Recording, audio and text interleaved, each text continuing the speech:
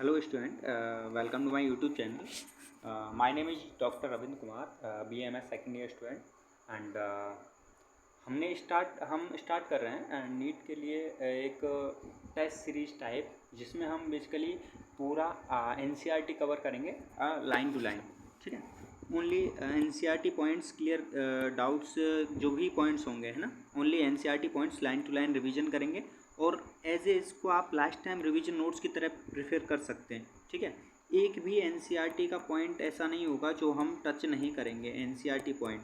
ठीक है ना, और जैसा कि आपको पता है ना, इस चैप्टर से रिप्रोडक्टिव हेल्थ से 2 क्वेश्चन मिनिमम आते ही आते हैं, है ना। 2 क्वेश्चन यानी कि 8 मार्क्स हो गए आपके। ठीक है, 8 मार्क्स। ठीक है, तो हम सारे के सारे एनसीईआरटी के पॉइंट्स क्लियर करेंगे, टच करेंगे और विद इन हाफ आवर से कम में इस चैप्टर को क्या कर देंगे, हम ख़त्म कर देंगे। ठीक है, तो बेसिकली आपके लिए बहुत बेनिफिशियल रहेगा। इसके लिए क्या रिक्वायरमेंट रहेगी आपकी तरफ से, क्या रिक्वायरमेंट रहेगी, आपको एनसीईआरटी ओपन करके बैठना है। ठीक है ना, एनसीईआरटी ओपन करके बैठना है अपना। ठीक है, और उसमें जो जो पॉइंट हम पॉइंट वाइज देखिए, जैसे कि मैंने लिख रखे हैं पॉइंट्स है ना, हम सारे पॉइंट्स टच करेंगे। ठीक है ना, और उसमें से मैं आपको पीवाईक्यू भी साथ साथ बताऊंगा। जितने भी पीवाईक्यू आ चुके हैं वो सारे के सारे मैं पीवाईक्यू भी डिस्कस करूंगा। ठीक है, तो हम स्टार्ट करते हैं विदाउट किसी देरी के, है ना। हम अपने चैप्टर को स्टार्ट करते हैं और ध्यान रखिए, मैं आपको ये भी बताऊंगा कि किस टाइप का क्वेश्चन आया हुआ है। जैसे यहाँ पे AR टाइप आपने देख रखा है आपको, है ना, इससे बन सकता है AR टाइप क्वेश्चन, क्या क्या बन सकता है ना। एंड मैं अपने बारे में थोड़ा बता दूँ। मेरा 2020 में selection and 340 out of 360 marks थे, है ना। एंड तो आप जान सकते हैं बेसिकली कि एनसीईआरटी कितना यूजफुल है, क्योंकि मैंने बेसिकली ओनली एनसीईआरटी पढ़ के ही इतना कवर किया है, तो आप भी आराम से कर सकते हैं चलिए। ठीक है, और इनको as a last time revision की तरह आप इनको नोट्स को प्रीफर करिएगा, है ना। वीडियो को बार बार देखिएगा जिससे आपकी बेसिकली, और एनसीईआरटी की प्लीज़ एनसीईआरटी ओपन करके बैठिएगा। अगर आप विदाउट एनसीईआरटी बैठे हैं, ठीक है, तो आपकी कुछ समझ नहीं आएगा। ठीक है, बात करते हैं चैप्टर नंबर 4 क्लास 12 का रिप्रोडक्टिव हेल्थ, है ना, जनन स्वास्थ्य। देखिए, सबसे पहला जो इसमें हम क्या क्या पॉइंट्स कवर करेंगे, ओनली एनसीईआरटी के 5 पॉइंट्स हैं। जनन स्वास्थ्य समस्या और कार्यनीतियाँ सबसे पहला पॉइंट, है ना। ठीक है, उसमें एक पॉइंट लिखा हुआ है विश्व स्वास्थ्य संगठन, WHO, विश्व स्वास्थ्य संगठन। तो आपको इसका डेफिनेशन पता होना चाहिए। फर्स्ट पेज पे ही लिखा हुआ है, एनसीईआरटी में देखिएगा, फर्स्ट पेज पे ही लिखा हुआ है विश्व स्वास्थ्य संगठन। ठीक है ना, तो जस्ट 1 सेकेंड, यस। तो उस पे एनसीईआरटी में पहले पेज पे ही लिखा हुआ है वर्ल्ड हेल्थ ऑर्गेनाइजेशन। तो आपको इसका WHO का फुल फॉर्म पता होना चाहिए। ठीक है, ठीक है। पॉइंट 1 बहुत ही सिंपल सा है, आपको ये क्लियर ही रहेगा। ठीक है ना, इसमें कोई इशू नहीं है। चलिए सेकंड पॉइंट की बात करते हैं। सेकंड पॉइंट फर्स्ट पेज में ही अपने पास से नीचे की तरफ जब आप जाएंगे तो 4.1 जहाँ से पॉइंट स्टार्ट हो रहा है एनसीईआरटी का 4.1, ठीक है ना, तो वहाँ पर लिखा हुआ है कि विश्व में भारत ही एक पहला ऐसा देश है, विश्व में भारत ऐसा पहला देश है जिसने राष्ट्रीय स्तर पर जनन स्वास्थ्य को एक लक्ष्य के रूप में प्राप्त करने के लिए कार्यक्रम की शुरुआत की। ठीक है, इसको AR टाइप क्वेश्चन भी बनेगा और ऑब्जेक्टिव टाइप भी बनेगा। ठीक है, ऑब्जेक्टिव भी बनेगा और AR टाइप दोनों ही बनेगा। मैंने इसके क्वेश्चंस हैं, है ना, दोनों तरह के देख रखे हैं। AR टाइप भी है और ऑब्जेक्टिव भी है। AR टाइप इसलिए इंपॉर्टेंट हो जाता है क्योंकि इस ईयर AR टाइप आपको पता है कि आने लगे हैं, है ना, ट्रेंड चल रहा है। तो बेसिकली होपफुली इस टाइम भी अपने पास AR टाइप क्वेश्चन इसमें से बन सकता है इजीली। ठीक है, तो अपने पास AR टाइप कैसे बनेगा कि विश्व में, यहाँ पे भारत की जगह पे अपने पास चीन, अमेरिका, रूस कुछ भी दे देंगे। ठीक है ना, ऐसा पहला देश है जिसने राष्ट्रीय स्तर पर इसको प्राप्त करने के लिए कार्यक्रमों की शुरुआत की। तो आपको रॉन्ग राइट, ठीक है, सेलेक्ट करना है। ठीक है ना, और विश्व में कौन सा ऐसा पहला देश है, ठीक है, इस टाइप से क्वेश्चन बनेगा तो ऑब्जेक्टिव 4 ऑप्शन आपको मिल जाएंगे। ठीक है ना, इस टाइप का क्वेश्चन मैंने देखा हुआ है और इस टाइप का अभी आने की प्रोबेबिलिटी बहुत ज़्यादा है। ठीक है, तो दैट इज़ अ क्वेश्चन। ठीक है, इस पॉइंट पर क्लियर है। ठीक है, होपफुली आपको क्लियर होगा। ठीक है, मैंने इसको हाईलाइट भी किया हुआ है, तो आप यहाँ से इसको ध्यान रखिएगा। ठीक है, इसका आंसर भारत ही जाएगा। ठीक है, किसी भी केस में। अब इसके जस्ट बाद ये जो परिवार कल्याण कार्यक्रम थे, ठीक है ना, इसके रिलेटेड यहाँ पर एक और क्वेश्चन बनता है। जस्ट इसी पेज, नेक्स्ट पेज पे आ जाइएगा। ठीक है, इसको परिवार नियोजन कार्यक्रम बोला जाता था, जिनको अब क्या बोला जाता है, परिवार कल्याण। ठीक है, ध्यान रखिएगा कि इनको पहले इनको परिवार नियोजन कार्यक्रम बोला जाता था और अभी इनको अभी इनको परिवार कल्याण के कार्यक्रम के रूप में जाना जाता है, ठीक है। और इनकी शुरुआत कब हुई थी? 1951 में, सबसे पहले 1951 में, ठीक है। और ये क्वेश्चन बहुत बार आ चुका है, ठीक है। मैं आपको इसके PYQ भी दिखाऊंगा जिसमें आप पेज के लिए इस क्वेश्चन को देख सकते हैं। 1951, ठीक है, ध्यान रखिएगा। चलिए 2 पॉइंट अपने क्लियर हैं, ठीक है। हम इसको थोड़ा इतना गंदा नहीं करेंगे जिससे बेसिकली आपके नोट्स बने रहें साथ में। चलिए first point done, second point done, third point की बात करते हैं। देखिए थर्ड पॉइंट उसी के जस्ट नीचे सेकंड पेज पे आप देखेंगे थर्ड पॉइंट, उसमें एक लिखा हुआ है जनन एवं बाल स्वास्थ्य सेवा कार्यक्रम, इनको बुलाया था RCH, ठीक है। बस फुल फॉर्म ध्यान रखिएगा, जनन एवं बाल स्वास्थ्य सेवा कार्यक्रम RCH, ठीक है, इससे ज़्यादा कुछ नहीं है, ठीक है। अच्छा सेकंड पेज पे ही नीचे कुछ एमनियोसेंटेसिस के बारे में लिखा हुआ है। आपको पता है 4 प्रकार के फ्लूइड होते हैं अपने पास, एमनियन, कोरियन, यॉक्सक, एलेंटॉइस, ठीक है। 4 टाइप के हैं, एमनियन, कोरियन, यॉक्सक, एलेंटॉइस। जो एमनियोटिक फ्लूइड होता है उससे अपने पास क्या करते हैं, भ्रूण का लिंग परीक्षण करते हैं, ठीक है। तो भ्रूण का लिंग परीक्षण करते हैं, तो उसी के रिगार्डिंग लिखा हुआ है एमनियोसेंटेसिस में अपने पास बढ़ती मादा भ्रूण हत्या की कानूनी रोक के लिए उल्वेदन, जो एमनियोसेंटेसिस है उसकी जांच की लिंग परीक्षण पर वैधानिक प्रतिबंध लगा दिया गया, ठीक है। तो उस वर्ड को ध्यान रखिएगा। और ये किस किस के लिए यूज होता है ना, यूजफुल, बेसिकली ये यूजफुल टेक्निक है, किस के लिए यूजफुल टेक्निक है, ये Down syndrome, haemophilia and sickle cell anaemia. ये NCERT में लिखा हुआ है थर्ड पेज पे NCERT में लिखा हुआ है, ठीक है ना। वहाँ आप देखिए Down syndrome, haemophilia and sickle cell anaemia के लिए क्या होती है, यूजफुल टेक्निक होती है। इससे हम आनुवांशिक विकार होते हैं ये, है ना, आनुवांशिक विकारों के बारे में पता लगा सकते हैं। बट आजकल क्या होने लगा, इसके बारे में जो लिंग परीक्षण के बारे में, लिंग के लिए इसका जांच होने लगा, ठीक है ना। तो उसी को लेके इस पर क्या लगा दिया, प्रतिबंध लगा दिया गया, ठीक है। तो अपने पास ये जो क्वेश्चन बनेगा, यहाँ से कैसा क्वेश्चन बनेगा, आपको पूछा जाएगा, है ना। ये बहुत क्वेश्चंस हैं इसके ऊपर, है ना, बहुत सारे क्वेश्चंस मिल जाएंगे आपको, कि इसमें आपको 4 ऑप्शंस रहेंगे, 4 ऑप्शंस में 3 ऑप्शंस ये रहेंगे एंड एक ऑप्शन कोई और दे देंगे। जैसे कि आपको अपने पास गैस्ट्रिक से रिलेटेड कुछ ऑप्शंस दे दिया है ना, स्टोमक से रिलेटेड कुछ भी ऑप्शंस दे दिए, ठीक है ना, जो सोमेटिक वाले होते हैं वो वाले ऑप्शंस दे देंगे। तो वो वाले ऑप्शंस इसमें क्या हो जाएंगे, गलत हो जाएंगे, ठीक है। तो अपने पास ये एक पॉइंट क्लियर हुआ, ठीक है ना। अच्छा इसके बाद अपने पास पॉइंट आता है, देखिए 3 पॉइंट अपने टोटल 4 पॉइंट क्लियर हो गए, 4 पॉइंट में लगभग 4 से 5 क्वेश्चंस अपने बन रहे हैं, ठीक है ना। अच्छा first point and third point जो हैं, जो फर्स्ट पॉइंट है और जो थर्ड पॉइंट है, World Health Organization and RCH, ये बस नॉर्मली देख लीजिएगा इनको, है ना, इतने हाईलाइटेड नहीं है ज़्यादा, ठीक है। अच्छा इसके बाद अपने पास थर्ड पेज पे ही 5th पॉइंट आता है, सहेली गर्भनिरोधक गोली, ठीक है। यानी कि जो अपने पास सहेली नामक जो गर्भनिरोधक गोली है, ठीक है ना, उसके बारे में बस अभी इतना सा ही पॉइंट है यहाँ पर NCERT में, कि ये क्या है, CDRI लखनऊ में बेसिकली इसको बनाया गया, ठीक है ना। इसकी खोज की गई CDRI लखनऊ में, और CDRI की full form central drug research institute, पता होना चाहिए बहुत अच्छे से, सेंट्रल ड्रग रिसर्च और इंस्टीट्यूट, ठीक है। ध्यान रखिए कि सेंट्रल ड्रग रिसर्च इंस्टीट्यूट कहाँ है, लखनऊ में है, ठीक है। बहुत क्वेश्चन आ चुका है इसके ऊपर भी, ठीक है। तो ये अपना क्लियर है यहाँ तक ये पॉइंट, ठीक है ना। सहेली के ऊपर अपने पास आगे NCERT में आगे चीज़ें लिखी हुई हैं, तो वो हम आगे ही डिस्कस करेंगे, ठीक है ना। तो अपने पास ये सब चीज़ आपकी क्लियर होनी चाहिए, ठीक है। अपने पास ये पॉइंट 5th पॉइंट भी क्लियर हो गया, ठीक है। जस्ट 1 सेकेंड, हाँ यस। तो अपने पास ये रहा अपने पास 5th पॉइंट, ठीक है, सहेली वाला क्लियर है, ये सब क्लियर है। अब आगे बात करते हैं इसके बाद जनसंख्या स्थायीकरण और जन नियंत्रण, ठीक है ना। जनसंख्या स्थायीकरण और जन नियंत्रण जो नेक्स्ट पॉइंट दे रखा है 4.2, हमारा 4.1 क्लियर हो गया, अब नेक्स्ट 4.2 पॉइंट दे रखा है। उसके बारे में अगर मैं बात करूं तो उसमें बेसिकली आपको बस जनसंख्या के बारे में बताया गया है कि यहाँ से इतनी जनसंख्या थी और इतनी हो गई, ठीक है ना। जैसे 1900 में कितनी थी, पूरी जो विश्व की थी वो कितनी थी, 2 अरब थी, ठीक है ना, 2 अरब थी, और वो अपने पास कहाँ हो गई 2000 में, ये 1900 में थी, और वो 2000 में कितनी हो गई, 6 अरब हो गई।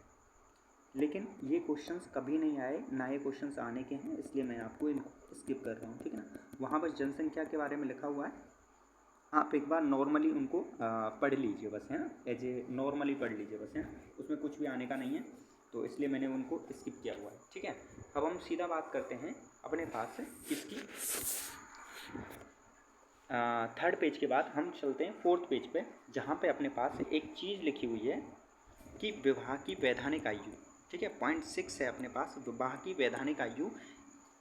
पुरुष होता है उसके लिए 21 वर्ष है, स्त्री के लिए 18 वर्ष है। जनरल पॉइंट है, नॉर्मल ध्यान रख लीजिए, है ना, कोई लाइन आ जाए, है ना, किसी टाइप की, है ना, तो आपको ध्यान होना चाहिए, पुरुष के लिए 21 वर्ष और स्त्री के लिए 18 वर्ष। ठीक है, जनरल पॉइंट है। चलिए आगे चलते हैं। अच्छा, अब हमारे पास नेक्स्ट पॉइंट आता है, जो भी अपने पास रोध होते हैं, यानी कि हमने क्या किया है, गर्भनिरोधक विधियाँ जो हम पढ़ रहे हैं, ठीक है ना, गर्भनिरोधक विधियों में अब हम देखेंगे अपने पास सबसे पहले क्या उनसे आती हैं, प्राकृतिक विधियाँ। ठीक है ना। अच्छा, प्राकृतिक विधियों में सबसे पहली लाइन, ठीक है, बहुत बार क्वेश्चन आ चुका है प्राकृतिक विधियों से रिलेटेड, पीवाईक्यू में आपको दिखाऊंगा, साथ साथ ही इसके बाद में पीवाईक्यू ही लूँगा। ठीक है ना, सबसे पहले हम इसको ख़त्म करेंगे, ठीक है, उसके बाद हम पीवाईक्यू भी देखेंगे। चलिए 11 मिनट हो चुकी है अपने पास चैप्टर में, है ना। अब आता है अपने पास मेन टॉपिक, प्राकृतिक विधियाँ। प्राकृतिक विधियों में एक चीज़ लिखी हुई है कि ये विधियाँ शुक्राणु व अंडाणु को रोकने के सिद्धांत पर कार्य करती हैं, रोकने के सिद्धांत पर कार्य करती हैं। ये बहुत इंपॉर्टेंट लाइन है अपने पास। अच्छा, 3 प्रकार की प्राकृतिक विधियाँ एनसीईआरटी ने दी हुई होती हैं। ठीक है, 3 प्रकार की विधियों के बारे में आपको बस जनरल आइडिया होना चाहिए। ठीक है, इसमें से क्या पीवाईक्यू आ चुका है वो भी मैं आपको अभी बताऊंगा। ठीक है, प्राकृतिक विधियों के बारे में क्या आपको जनरल आइडिया होना चाहिए। देखिए कि इसमें एक है आवधिक संयम, बाह्य स्खलन या आंतरिक मैथुन और स्तनपान अनार्तव। ये 3 प्रकार की प्राकृतिक विधियाँ हैं। आवधिक संयम आपको पता होना चाहिए, 10 से 17 दिन की बीच की अवधि को क्या बोला जाता है, निषेच्य अवधि। नीट में आ चुका है ये, इसको क्या बोला जाता है, निषेच्य अवधि। आवधिक संयम से रिलेटेड एक तो डेफिनेशन पता होनी चाहिए, और आवधिक संयम कब तक रखते हैं, और ये निषेच्य अवधि वर्ड क्या है। बस 3 चीज़ कि आवधिक संयम जो अपने पास निषेच्य अवधि होती है 10 से 17 दिन, जो एक मेंस्ट्रुएशन साइकिल होता है ना, आर्तव चक्र होता है, उसकी 10 से 17 दिन के बीच की अवधि को निषेच्य अवधि बोला जाता है। उस बीच अपने पास पुरुष और स्त्री अपने पास क्या करते हैं, जो मैथुन से बचते हैं। ठीक है ना, तो उस टाइम अपने पास कोइटस इंटरप्शन वो वाली चीज़ अपने पास नेक्स्ट है। उसमें अपने पास क्या करते हैं, सेकंड पॉइंट है बाह्य स्खलन या आंतरिक मैथुन। ठीक है ना, इसमें क्या करते हैं, आंतरिक मैथुन। इसका मतलब ये होता है कि जैसे ही एजैकुलेशन, जैसे ही अपने पास स्पर्म का एजैकुलेशन होना है, तो इंसेमिनेशन करके उसको क्या करते हैं, एजैकुलेट करते हैं बाहर की तरफ। ठीक है ना, यानी कि जैसे ही स्पर्म आने होते हैं ड्यूरिंग अपने पास मैथुन के समय, तो अपने पास क्या करते हैं, उसको जो स्पर्म हैं उनको अपने पास क्या निकालते हैं, बाहर की तरफ, है ना, जो वजाइना के अंदर नहीं निकालते हैं, तो उस वो वर्ड होता है इंसेमिनेशन। ठीक है, तो इंसेमिनेशन की जगह पर हम क्या करते हैं, एजैकुलेशन करते हैं। ठीक है, बस सेकंड पॉइंट इतना सा ही है। सेकंड पॉइंट, फर्स्ट पॉइंट में आपको निषेच्य अवधि 10 से 17 दिन की रखनी है। ठीक है ना, वो वर्ड ध्यान रखना है, और आवधिक संयम किसको बोलते हैं वो भी ध्यान रखना है। चलिए थर्ड पॉइंट, और सबसे ज़्यादा इंपॉर्टेंट आंतरिक मैथुन, ये प्राकृतिक विधियों में सबसे ज़्यादा पूछे जाने वाला पॉइंट, थर्ड पॉइंट, स्तनपान अनार्तव। स्तनपान अनार्तव एक वर्ड, स्तनपान अनार्तव का मतलब ये होता है कि जब ही जो एक लेडी होती है वो प्रेग्नेंट हो जाती है, और उसके जो पार्चुरेशन हो जाता है, ठीक है, तो उसके बाद अपने पास जब भी वो अपने पास शिशु को पूर्ण दूध स्तनपान कराती है, तो अपने पास क्या होता है, उसके जो आर्तव चक्र होता है वो नहीं चलता है। ठीक है, तो अपने पास आर्तव चक्र नहीं चलता है, तो ये विधि अपने पास कब तक कारगर होती है, 4 से 6 माह तक। ठीक है, तो अपने पास ये वर्ड ध्यान रखना है, 4 से 6 माह। ठीक है, बहुत अच्छे से 4 से 6 माह तक ये विधि कारगर होती है, और इसमें अपने पास हम इस दौरान मैथुन करने पर अपने पास क्या होता है, गर्भधान नहीं हो पाता है। ठीक है, अच्छा इसमें बात ये कंप्लीट। ठीक है, आवधिक संयम मैंने आपको कराया अच्छे से, बाह्य स्खलन, आंतरिक मैथुन बताया मैंने, स्तनपान अनार्तव बताया, 4 से 6 माह तक होती है।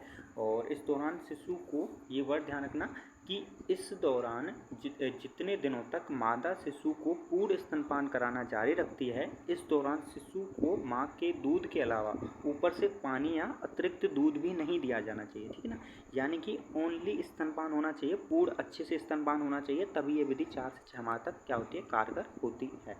ठीक है, डन। अब प्राकृतिक विधियों की एक सबसे अच्छी लाइन है, सबसे लास्ट में लिखी हुई है, प्राकृतिक विधियों के सबसे नीचे पॉइंट पर एक लाइन लिखी हुई है कि कि अपने पास इनमें देखिए कोई भी केमिकल का तो यूज होता नहीं है, लेकिन इनके असफल रहने की दर क्या होती है, काफ़ी ज़्यादा होती है, क्योंकि ये क्या होती हैं, ये अपने पास बस जो मनोभावनाओं पर निर्भर करती हैं कि अपने पास कोइटस इंटरप्शन ये अपने पास है, ये नहीं हो पाया बाई चांस, है ना, तो अपने पास क्या होती है, ये विधियों के जो असफल रहने की दर वो क्या होती है, वो बहुत ज़्यादा होती है। ठीक है। अच्छा, इसके बाद हम बात करते हैं सेकेंड पॉइंट की, बैरियर, रोध। सेकेंड पॉइंट हम रोध की बात करते हैं। रोध आपको पता है, जैसे अपने पास बहुत सारे रोध आते हैं, है ना, ये मेल और फीमेल दोनों यूज कर सकते हैं, ठीक है ना, मेल फीमेल के लिए दोनों के। जैसे अपने पास सबसे बेसिक होता है कॉन्डोम, ठीक है ना, जो मेल फीमेल दोनों के लिए होता है, ठीक है। इसमें से इसकी भी फर्स्ट लाइन है वो बहुत ज़्यादा इंपॉर्टेंट है, कॉन्डोम की भी, जो अपने पास रोध हैं, बैरियर हैं, इनकी भी फर्स्ट लाइन, और जैसे प्राकृतिक विधियां हैं उनकी, जैसे ये फर्स्ट लाइन मैंने यहाँ पे लिख दी थी कि ये विधियां शुक्राणु व अंडाणु को रोकने के सिद्धांत पर कार्य करती हैं। रोध की फर्स्ट लाइन है, ध्यान रखिएगा, कि विधियों के अंतर्गत रोधक साधनों के माध्यम से अंडाणु व शुक्राणु को भौतिक रूप से मिलने से रोका जाता है, भौतिक रूप से, भौतिक रूप से मिलने से रोका जाता है। ये लाइन बहुत इंपॉर्टेंट है। नीट में आ चुके हैं क्वेश्चन सारे के सारे, जो मैं आपको करा रहा हूँ वो नीट से एक वर्ड एक्शन नहीं करा रहा, ठीक है ना, और एनसीईआरटी तो ऑब्वियसली चल ही रही है अपने पास। अच्छा, सबसे पहले कॉन्डोम क्या होता है, कॉन्डोम रबर लेटेक्स के बने होते हैं, ठीक है ना, और अपने पास किसको, शिश्न को ढक देते हैं। मेल कॉन्डोम होता है वो शिश्न को ढक देता है, और वो जो फीमेल कॉन्डोम होते हैं वो अपने पास क्या होते हैं, वजाइना के अंदर, जो अपने पास वजाइना के अंदर जो यूटेरस की तरफ जो होल जाता है उसको अपने पास कवर करता है, ठीक है। तो मेल फीमेल दोनों के कॉन्डोम ऐसे होते हैं, ठीक है ना। और इसके बाद हम बात करते हैं अपने पास जो फीमेल में अपने पास कुछ और बैरियर और होते हैं, जैसे अपने पास डायफ्राम होता है, गर्भाशय ग्रीवा टोपी एंड वॉल, ठीक है। डायफ्राम,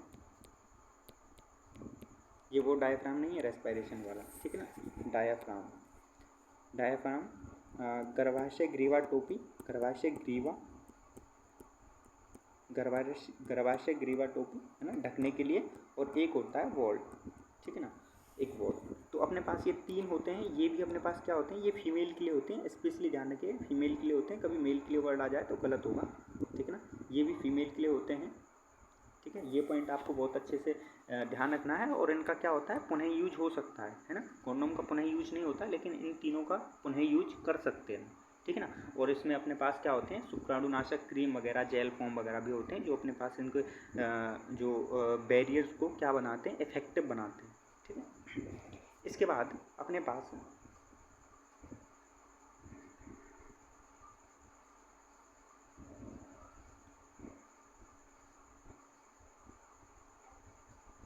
इसके बाद देखिए, इसके बाद अपने पास नेक्स्ट पॉइंट है बैरियर। अपने पास पॉइंट क्लियर है बैरियर का, बैरियर का 8 पॉइंट अपने पास क्लियर है, ठीक है ना। 8 पॉइंट के बाद हम आते हैं अपने पास 9th पॉइंट। 9th पॉइंट है इंट्रा यूटेराइन डिवाइसेज, ठीक है। हम सारे के सारे रोकने के सिद्धांतों पर कार्य बात कर रहे हैं। इसके बाद अपने पास आता है 9th पॉइंट, जो है कि इंट्रा यूटेराइन डिवाइसेज, ठीक है। अच्छा, इंट्रा यूटेराइन डिवाइसों में क्या चीज़ आती है, जस्ट 1 सेकेंड, हाँ, इंट्रा यूटेराइन डिवाइसेज होती हैं अपने पास, कहाँ यूज की जाती हैं, यानी कि इंट्रा यूटेराइन, यूटेराइन यानी कि गर्भाशय में, ठीक है, यानी कि गर्भाशय से रिलेटेड जो भी होंगी, है ना, वो यहाँ पर यूज की जाती हैं। आप देखेंगे प्राकृतिक विधियों की बात करें, रोध की बात करें, रोध होती है ओनली अपने पास आउटर साइड में, ठीक है। अब ये इंट्रा यूटेराइन डिवाइसेज में देखते हैं, देखिए क्या क्या आता है इंट्रा यूटेराइन डिवाइसेज में, है ना। ये नॉर्मल अपने पास कहाँ से होके लगाते हैं, इनको योनि मार्ग से लगाते हैं, गर्भाशय में लगाते हैं, ठीक है। अच्छा, पहली अपने पास कौन सी हो गई, औषधि रहित, तामामोचक और हार्मोन मोचक, 3 टाइप के होते हैं। इनके एग्जाम्पल्स मोस्ट इम्पॉर्टेंट, ठीक है ना, एग्जाम्पल मोस्ट इम्पॉर्टेंट, आपको सारे के सारे एग्जाम्पल्स बिल्कुल टिप्स पे होने चाहिए यार, ठीक है, सारे एग्जाम्पल्स टिप्स पे होने चाहिए बिल्कुल से यार, ठीक है ना। 3 प्रकार के होते हैं, और इनके फंक्शन क्या होते हैं, वो फंक्शन में आपको डिफरेंस बहुत अच्छे से पता होना चाहिए। ज़्यादातर स्टूडेंट्स को डिफरेंस नहीं पता होते, ठीक है। डिफरेंस पूरा एनसीईआरटी में लिखा हुआ है, बट फिर भी आपको डिफरेंस अच्छे से याद रखने होंगे, ठीक है इनके। अब देखिए, औषधि रहित, सबसे पहला है अपने पास औषधि रहित, एग्जाम्पल क्या है, लिपेज लूप,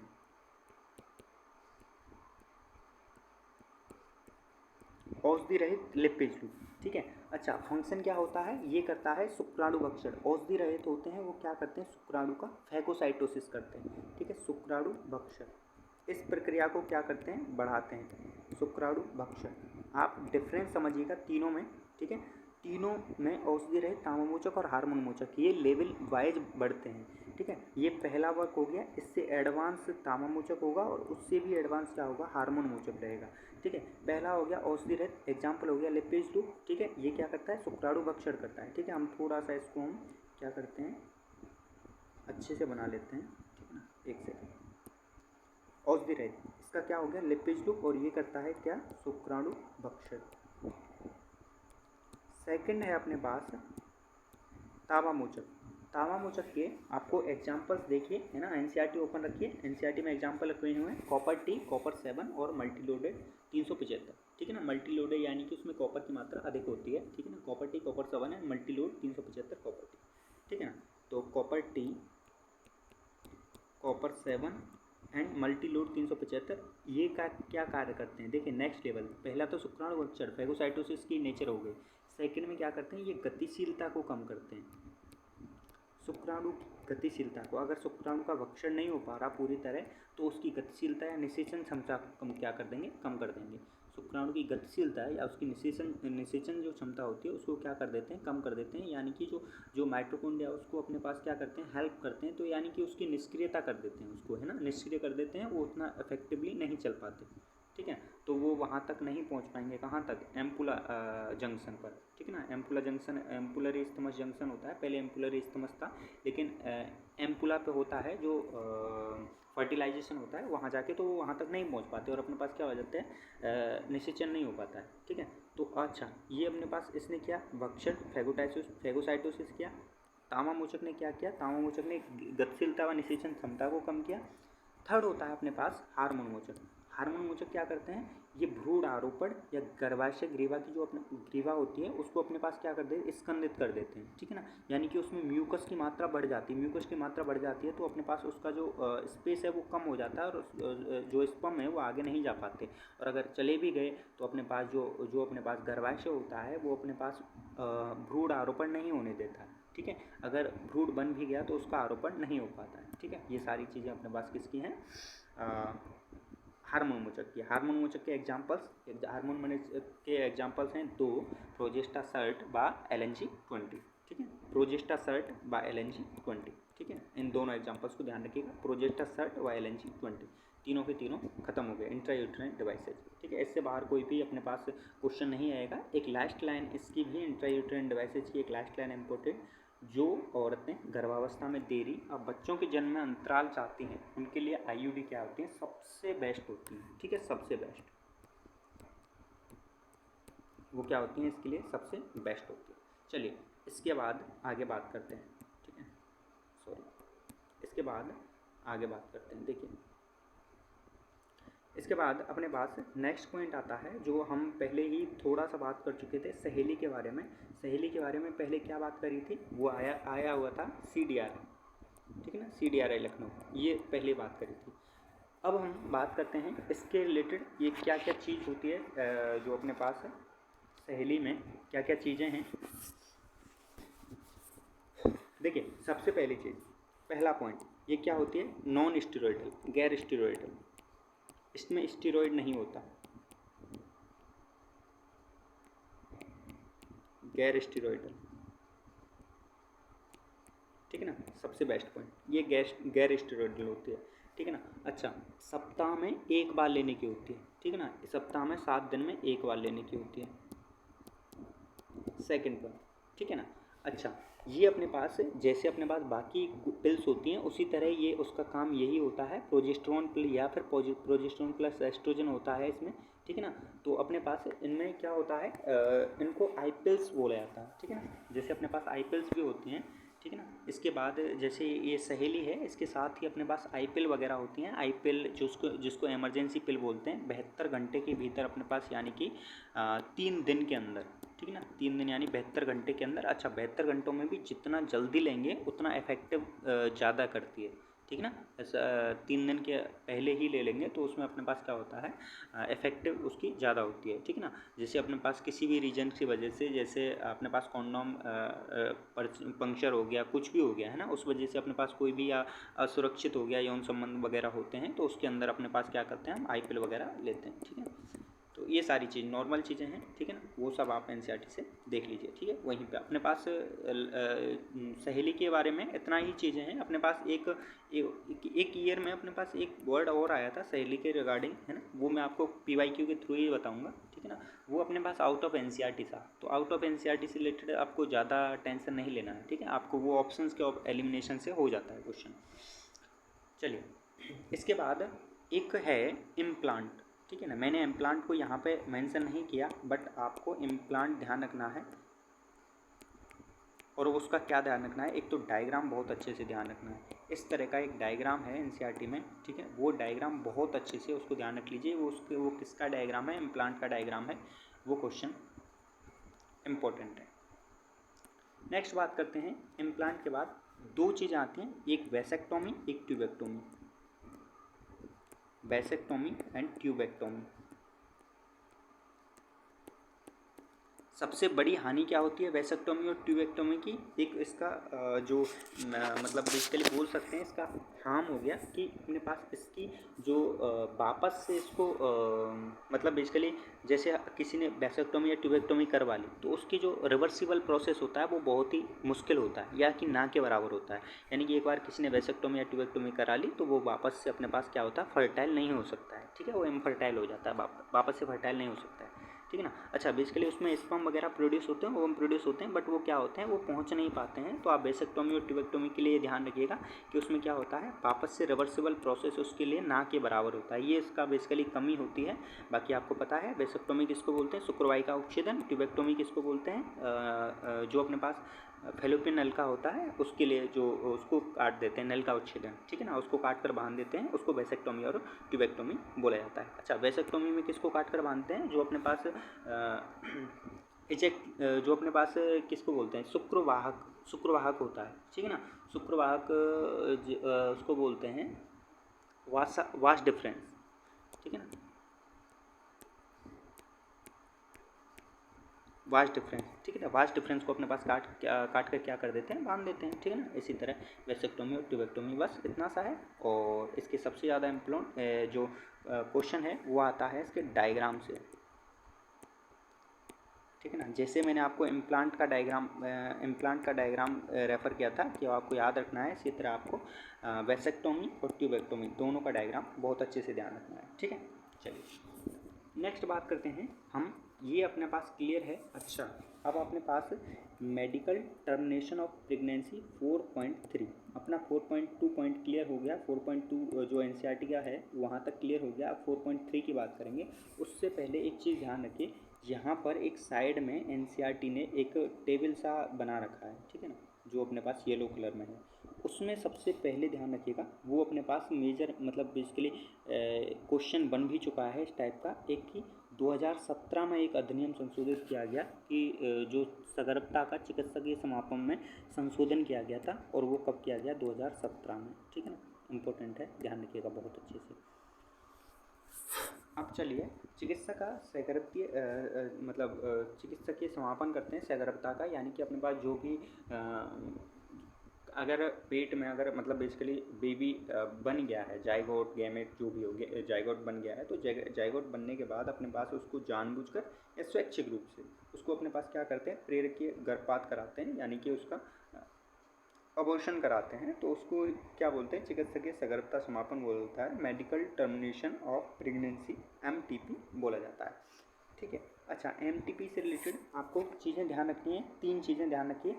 क्या, पहली चीज़ ये तो मैंने आपको बता ही दी साइड में, कि जो साइड में लिखा हुआ है ये आपको ध्यान रखना है 2017 में, ठीक है। 2017 में क्या हो गया, इसमें संशोधन किया गया, ठीक है ना। अच्छा, सेकंड चीज़ क्या ध्यान रखनी है, medical termination of pregnancy, MTP, है ना, इसका जो डेफिनेशन ध्यान रखना है। एंड पूरी दुनिया में 45 से 50 मिलियन क्या कराए जाते हैं, एमटीपी कराए जाते हैं, जो अपने पास क्या होते हैं, संसार की कुल सगर्भताओं का क्या है, 1/5 भाग, ठीक है, 1/5 भाग। मतलब कि एक अगर यहाँ पर टोटल सगर्भताएँ अपने पास मान लीजिए 4.5 to 5 करोड़, ठीक है ना। इसके ये अपने पास कितना है 1/5 है किसके, जो टोटल सगर्भताएँ हो रही हैं, यानी कि टोटल जो प्रेग्नेंट हो रही हैं लेडी, उनका 1/5 भाग अपने पास क्या कर जाते हैं, MTP करा दी जाती हैं। ये लाइन ध्यान रखिएगा बहुत अच्छे से, ठीक है ना। और भारत सरकार ने 1971 में चिकित्सकीय सगर्भता समापन को कानूनी स्वीकृति प्रदान कर दी थी, यानी कि कोई भी इमरजेंसी के केस में अपने पास क्या कराता है, MTP करा सकता है, बट उसके लिए अपने पास कुछ कंडीशंस होती हैं, तो उस कंडीशंस में वो क्या करा सकता है, MTP करा सकता है। भारत सरकार ने 1971 में इसको दुरुपयोग को रोकने के लिए 1971 में चिकित्सकीय सगर्भता समापन को कानूनी स्वीकृति प्रदान कर दी थी, ठीक है ना।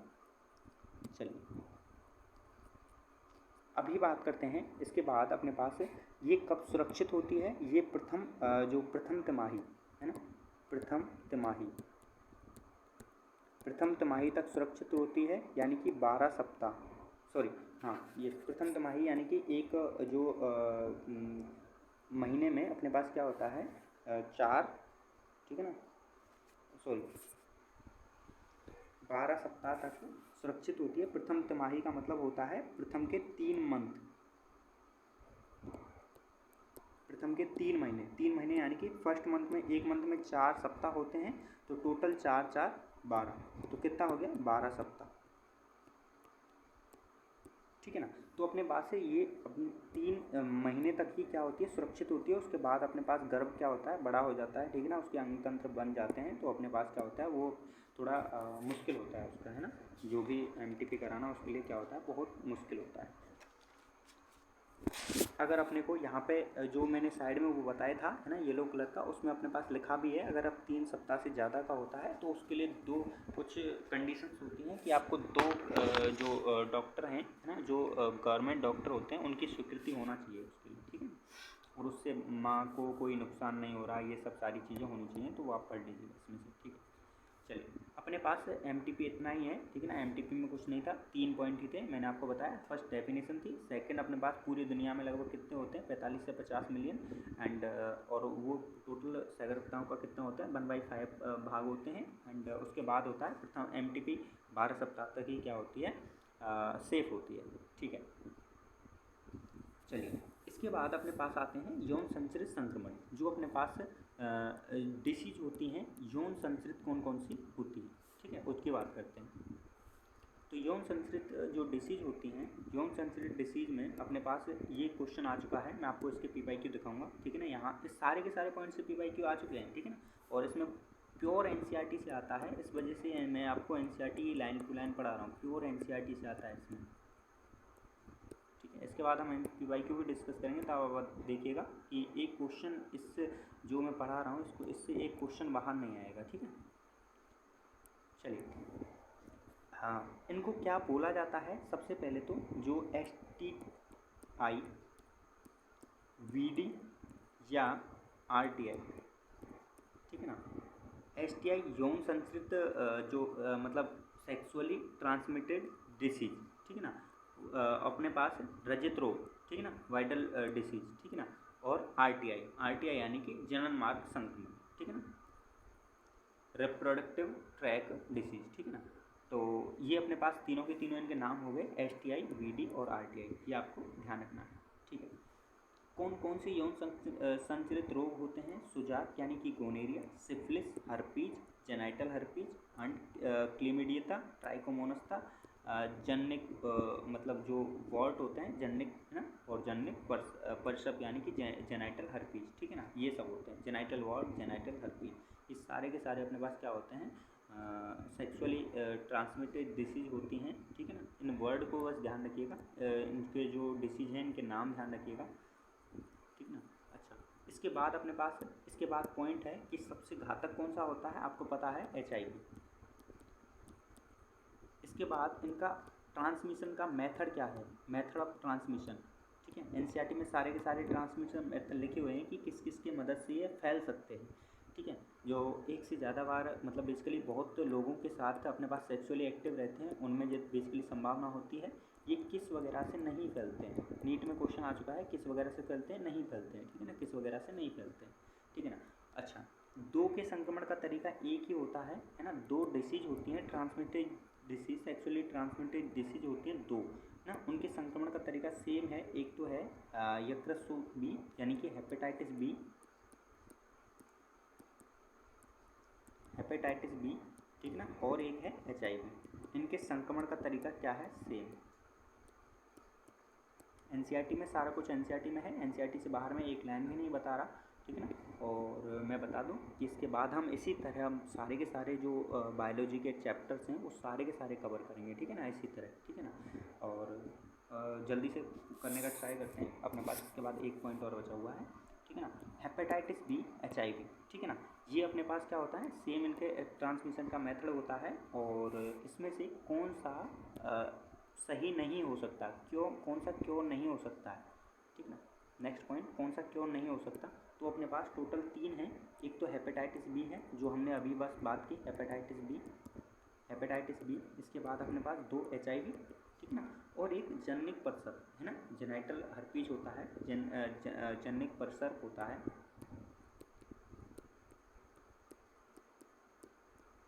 इनके जो अपने पास क्या होता है, ये इनका इलाज नहीं हो सकता है, बाकी सबका अपने पास क्या होता है, इलाज हो जाता है। और उनका भी किसी कंडीशन में होता है कि वो अपने पास क्या होता है, एक लिमिटेड टाइम में, है ना, अगर उनका शुरुआती अवस्था में पहचान हो जाए तभी होता है, ठीक है ना। तो लाइन लिखी हुई है एनसीईआरटी में कि यकृत बी, जनिक परसर तथा HIV संक्रमण को छोड़कर बाकी सभी यौन संचित रोग होते हैं वो उपचार योग्य होते हैं, बशर्ते उसमें भी कंडीशन है कि इनकी शुरुआती अवस्था में क्या होगा, पहचान होनी चाहिए, ठीक है ना। अच्छा, इसके नीचे यौन संचित जहाँ रोग लिखे हुए हैं उसके नीचे अपने पास लिखा हुआ है कि 15 से 24 वर्ष के जो आयु के लोग हैं उनमें अपने पास यौन संचित रोग क्या होते हैं, ज़्यादा एक्टिव होते हैं, ज़्यादा फैलते हैं, ठीक है ना, और उनमें ज़्यादा ही होते हैं, ठीक है ना।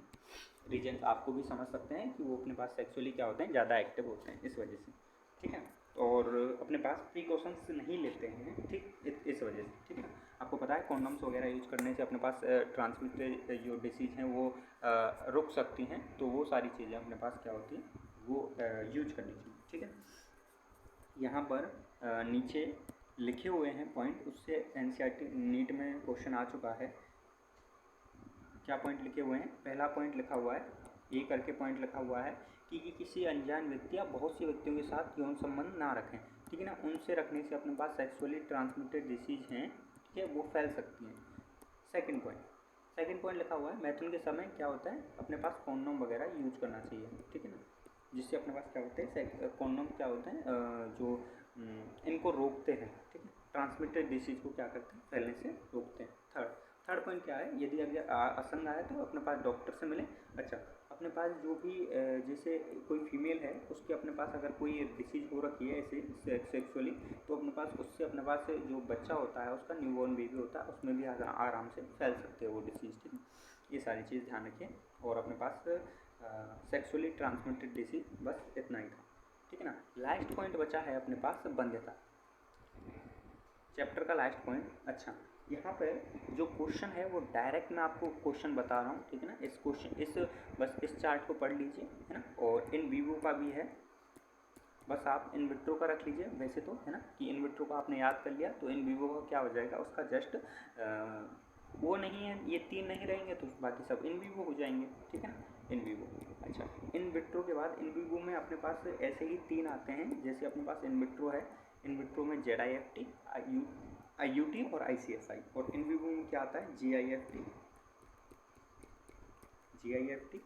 AI, artificial insemination, and IUI, intra uterine insemination, ठीक है। ZIFT, zygote intra fallopian transfer, ZIFT हो गया zygote intra fallopian transfer, IUT intra uterine transfer, ICSI अपने पास जो अंतकोश के गर्म अपने पास से निक्षेपण होता है, जो मतलब अंडे में अपने पास डायरेक्ट अपने पास क्या करते हैं, इंसेमिनेशन करते हैं। अच्छा, GIFT जाइगोट अपने पास ये गैमेट इंट्रा फेलोपियन ट्रांसफर हो गया, आर्टिफिशियल इंसेमिनेशन हो गया, और IUI अपने पास इंट्रा यूट्राइन इंसेमिनेशन, ठीक है। तो अपने पास आपको इन विट्रो के बहुत अच्छे से ध्यान रखने हैं, ये नीट में नीट में, हाँ यस, बहुत बार नीट में क्वेश्चन आ चुका है इन विट्रो का कि अपने पास कौन सा इनमें से इन विट्रो है, कौन सा इन विवो है। इन विवो पे नहीं आता है क्वेश्चन, इन विट्रो पे आता है। तो आपको ये 3 बहुत अच्छे से जानने चाहिए, IUT, ICSI और ZIFT, ठीक है।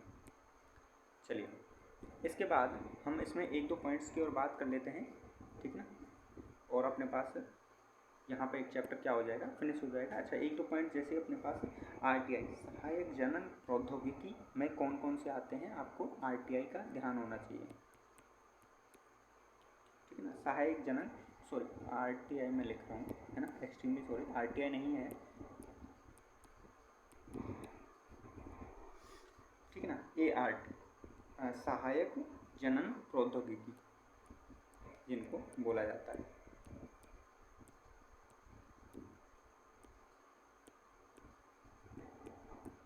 सहायक जनन प्रौद्योगिकी, ठीक है ना। सहायक जनन प्रौद्योगिकी में आपको मैंने आपको टोटल 6 बताए हैं, ZIFT, IUT, ICSI, ठीक है ना, GIFT और GIFT के बाद अपने पास है AI और IUI, ठीक है ना। जाइगोट इंट्राफेलोपियन ट्रांसफ़र बहुत अच्छे से आपको इनकी सभी की डेफिनेशंस बहुत अच्छे से ध्यान रखिएगा। यहाँ से जो अपने पास ये पैरा स्टार्ट हो रहा है ना, ये अपने पास ART के बाद जो पैरा स्टार्ट हो रहा है उसकी कोशिश करिएगा, आपको एक लाइन टू लाइन आपको पूरी चीज़ ध्यान होनी चाहिए, ठीक है ना। इसमें से जो भी बेसिकली सबसे ज़्यादा क्वेश्चन वैसे IUT है ना, और सॉरी है ना, इंट्रा यूट्राइन ट्रांसफ़र और ZIFT, ठीक है ना, इससे तो सबसे ज़्यादा आते हैं, ठीक है ना, आजकल इससे सबसे ज़्यादा क्वेश्चन आते हैं। बट आपको मेरे अकॉर्डिंगली आपको सारे के सारे पता होने चाहिए अच्छे से। ZIFT जाइगोट इंट्राफेलोपियन ट्रांसफ़र, यानी कि बाहर हमने जाइगोट बनाया और जाइगोट को हमने क्या कर दिया, 8 से 16 कोष की अवस्था में, 8 से 16 कोष की अवस्था में, यानी कि मोरूला में, ठीक है ना, जो अपने पास मोरूला ब्लास्टुला सॉरी जो मोरूला ब्लास्टुला होती है वो फेज में अपने पास कहाँ ट्रांसफ़र करना है इसको, फेलोपियन ट्रांसफ़र, है ना, फेलोपियन नलिका में ट्रांसफ़र करना है। सेकंड है अपने पास IUT में इंट्रा यूट्राइन ट्रांसफ़र करना है, 8 से 16 यानी 32 कोष की अवस्था की समथिंग होती है, उससे अधिक की अवस्था होती है तो अपने को कहाँ कर देते हैं, जो यूट्राइन में ट्रांसफ़र कर देते हैं, ठीक है ना।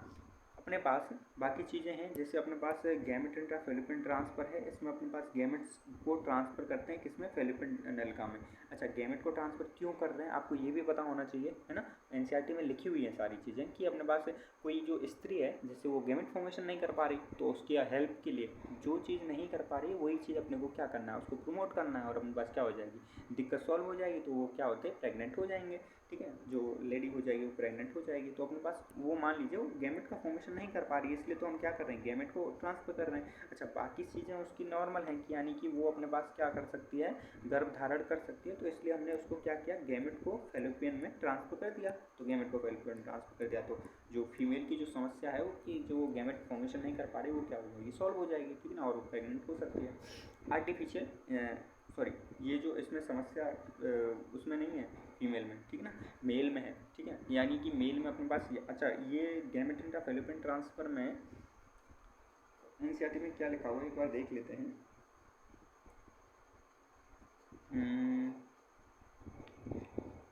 यस GIFT है ना, वैसे बेसिकली फीमेल लिखा हुआ है इसमें, है ना। वैसे समस्या मेल में भी हो सकती है अगर गैमेट का मेल फॉर्मेशन नहीं कर रहा हो और वहाँ तक नहीं पहुँच रहे हो इसको, है ना, कि ये भी तो दिक्कत हो सकती है। तो बाकी अब फीमेल लिखा हुआ है ना, तो फीमेल का ध्यान रखिएगा क्योंकि इसमें लाइन्स बहुत इंपॉर्टेंट है NCERT की, ठीक है। आर्टिफिशियल इंसेमिनेशन, आर्टिफिशियल इंसेमिनेशन में अपने पास क्या आते हैं, जो स्पर्म्स हैं उनको आर्टिफिशियली पहुँचाया जाता है, अपने पास कहाँ पहुँचाया जाता है, जो मादा की योनि में, है ना, वजाइना में पहुँचाया जाता है। और IUI इंट्रा यूट्राइन इंसेमिनेशन, यहाँ पर अपने पास कहाँ पहुँचाया जाता है, यूट्राइन में पहुँचाया जाता है, ठीक है। बस तो ये थे अपने पास कुछ पॉइंट्स, ठीक है। हमने सारा का सारा चैप्टर क्लियर किया है ना, लगभग अपने को हो गया है 43, लगभग 45 मिनट में हमने ये सारा का सारा चैप्टर क्लियर किया है। और इसी तरह हम सारे के सारे जो बायोलॉजी है उसके क्वेश्चंस या सारा कुछ क्लियर करेंगे। इससे नेक्स्ट वीडियो में मैं आपको इसके सारे PYQ भी कराऊंगा कि जो मैंने पढ़ाया है ना, ये 15 पॉइंट हैं, 15 पॉइंट में से एक पॉइंट बाहर नहीं जाएगा और मैंने सारा का सारा PYQ इन्हीं से बताऊंगा। जो मैंने लिखाया है, जो बताया है, उनमें से एक एक PYQ मैं आपको क्लियर कराऊंगा, ठीक है। तो नेक्स्ट टाइम, अभी तो मैं जस्ट इसके बाद अदर चैप्टर्स के कराऊंगा, क्योंकि अभी नीट आ रहा है, तो इसके लिए उसके लिए सबसे पहले line to line NCERT revision must है, एंड देन पीवाईक्यू भी इसके कराऊंगा मैं, ठीक है। ओके, एंड अगर आपको वीडियो पसंद आया तो चैनल को प्लीज़ सब्सक्राइब करिए एंड हेल्प करिए ना ग्रो अप करने में, और बाकी एनसीईआरटी पे फोकस रखिए पूरा का पूरा, है ना, ठीक है।